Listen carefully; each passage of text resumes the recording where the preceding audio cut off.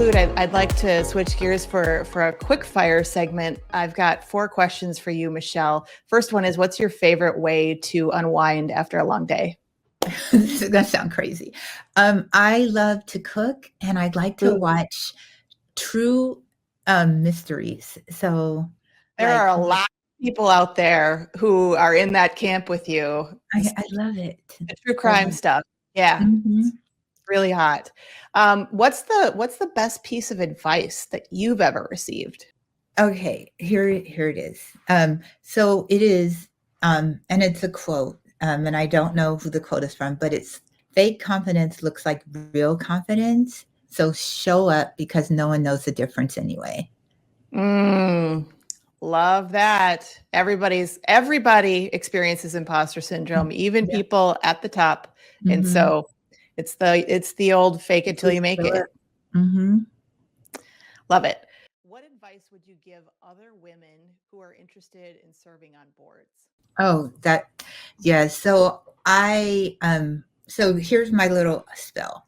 So today, 30% of women are in corporate board roles, but only 8% of them are women of color.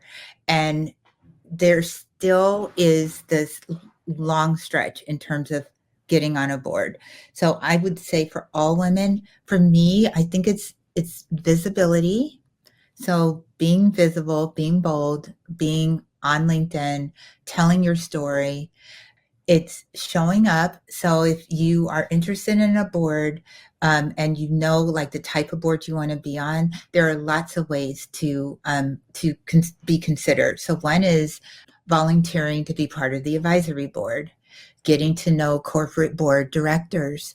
If you have a particularly good relationship with a CEO, letting that CEO know that you want to be on boards. Now, a lot of us don't have that. We don't know the CEO personally, but there's other ways. So following the companies and commenting on what the CEO says or what the corporate board director says, and then following up with your own content and your own brand, you will start to get noticed. And I implore everyone to, consider being on a board. It's an honor to help govern companies.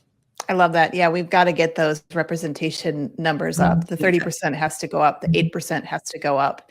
And I love what you said about sometimes we got to ask, right? We might not always have the connections, but you know what? Somebody does. And so the more we make it known that that's what our interest is, I find people are willing to help people. They're not, you know what I mean? They're going to do what they can to help you out, and they're going to expect the same in return. And so that's going to get out there into the world. The more asks we make, the more it's going to get out there into the world. Absolutely. Yeah. Last question, Michelle, what does professional development look like for you these days?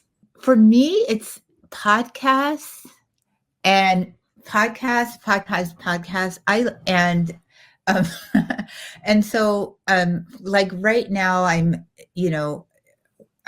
have had a lot of leadership roles, but right now for me, my quest is to be on a corporate board. So I'm spending a lot of time doing corporate board governance training. I was recently named, I think you said this, on one of the top 50 women to watch for 50 women on boards for corporate boards. So my development is all around becoming board ready. But in doing that, and even just as a marketer in that craft, there is just so much to learn every day. And every day there are great podcasts like yours that people can listen to. And you always get a nugget. You get some nugget by just like listening to other people. And so I would recommend, finding great podcasts, always learning, always focus on your professional development, take that course, take that chance, because you never know where that's going to lead you. Love that. Do you have any favorite podcasts that you would recommend to others, aside from the true crime ones, of course, but more in the marketing leadership space? Okay. So a couple are social media marketing. It's like this quick 5-minute, always gives you like the latest tools. So you were asking me about like AI models and different models that you can use. So it's really great at giving those type of tools. So I learned about Iterable from that podcast, and that's a great CRM tool. I also like a podcast called The C-Suite. And so it really gives that perspective from like the C-suite sort of to the expectations of being in the C-suite and how to succeed.